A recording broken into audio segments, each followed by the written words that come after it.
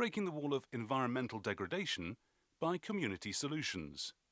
Teresa Gutiérrez Mercadillo, community monitoring, collective diagnosis and action plan for the recovery of the Manialtepec River watershed, Mexico.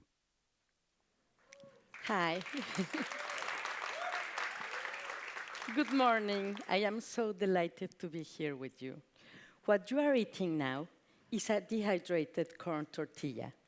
In Mexico, we call it tostada. Every day, day in and day out, Mrs. Elsa makes more than 800 by them by hand. Corn is our native plant, most important for Mexico. It has been at the heart of our cuisine and our culture since pre-Hispanic times. Celsa and another approximately 10,000 housewives who lives in the basin uses up to 4 adult trees to supply firewood to make their tostadas and tortillas. They inhale the fumes of their stoves from 4 to 10 hours a day. So their health is threatened, but so is the health of the basin. Deforestation to supply firewood, raise cattle, grow crops, and build settlements are the root causes of the ecological decline. But so is the discharges of untreated wastewater, the excessive use of agrochemicals, the mining of gravels and other stone materials from the river. Located at the states of Oaxaca, in Mexico, the headwaters of Manialtepec River burn 2,400 meters above sea level. It flows down through at least 10 distinct ecosystems while nurturing soil and crops. Ultimately, it pours into Manialtepec Lagoon, a mangrove ecosystem by the Mexican southern Pacific coast that is habitat for a very high biodiversity. It's such a beautiful and special place. You must see it. Like Celsa, most of the basin inhabitants, approximately 55,000, are indigenous. They experience high or medium levels of marginalization and make their living mainly in agriculture, animal husbandry, fishing, and more recently in a rapidly burgeoning tourism and construction. So the basin and the region are experiencing a dramatic change, mostly environmental and social decline. But we are still in time to reverse this process.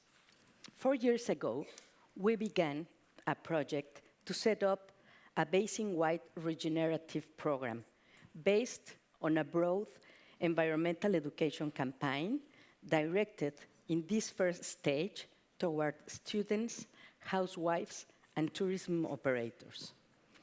This year, we introduced community water monitoring by high school students, so young people can become spokespersons in a communication effort targeted to authorities, communal leaders, producers, and visitors.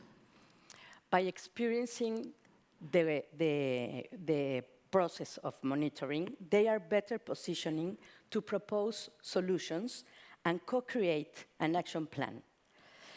The best way for students, key community actors, to build and appropriate environmental knowledge is to observe and feel the water, to discover firsthand what is going on in and around their water bodies, and register, compare, and interpret it. Community water monitoring is citizen science at the service of the community. It includes physical, chemical, hydromorphological, and biological parameters.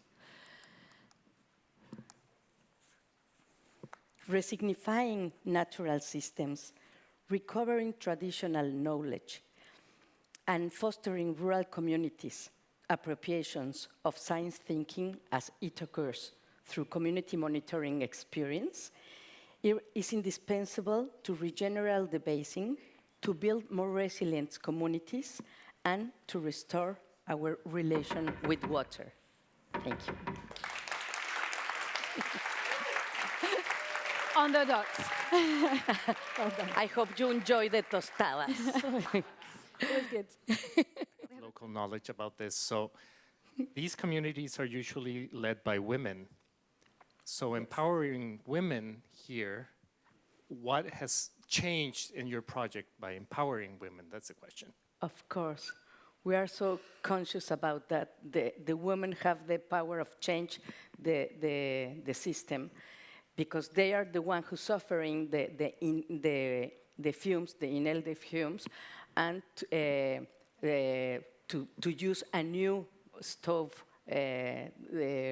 stove oven that saves wood stove, no? And if you have women with a changed mind, you can influence their child and their family. We are working together with them. We not only build the wood-saving stoves, but we are making with them workshops and other activities. Yes. We have another question here.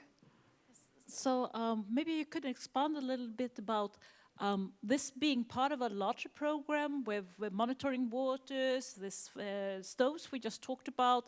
So there are different means of getting better environment in those local communities. How does this fit together? And how is it funded? Yes, well, we are an NGO. We have donors. So monitoring is the starting point for community actions supported by us, such as building biofilters for wastewater treatment, because the discharges all of the Manialtepec River is so much. We are encouraging to reforestate with natural plants all over the basin, and we are promoting the construction and the use of these wood-saving stoves, like the Celsa is now using, which save 50% of the firewood and take the smokes away of the kitchen, avoiding health damage. You mentioned tourism, and I guess food and tourism are often quite connected as people want to explore local cuisine.